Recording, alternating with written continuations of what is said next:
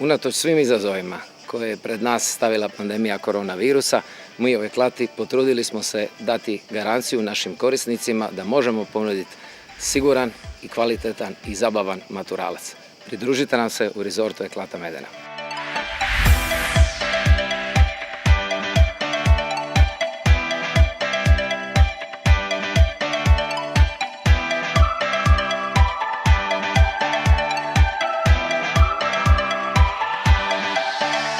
Tijekom dugogodišnje suradnje s Eklatom, kao medicinska sestra, odnosno zdravstveni profesionalac, pružala sam i pružam zdravstvenu skrb, dakle djeci i mladima, i naglašavam u vrijeme ove pandemije pridržavamo se svih propisanih mjera i postupaka i samim tim osiguravamo zapravo siguran boravak u ovom okruženju.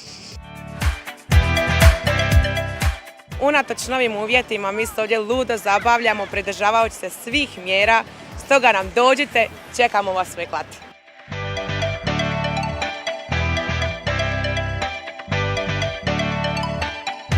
U ova 4 dana zaista smo doživjeli lijepe trenutke, posjetili smo lijepa mjesta, zabavili smo se s našim animatorima, kupali smo se, imali smo zabavu po našim prekrasnim sobama i toplo preporučamo svoj djeci da dođu sa svojim pratiteljima, svojim razrednicima bez straha u ovaj predivan rezort. Jako sam sretna što smo ovdje došli usprkos koroni. Svima preporučujem da dođu zato što se sva pravila poštuju i jako ćete se puno zabaviti.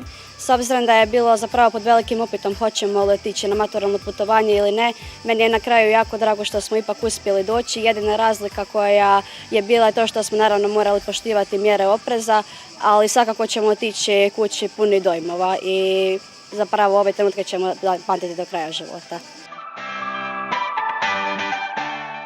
Za sve one koji se boje korone, ovdje korone nema.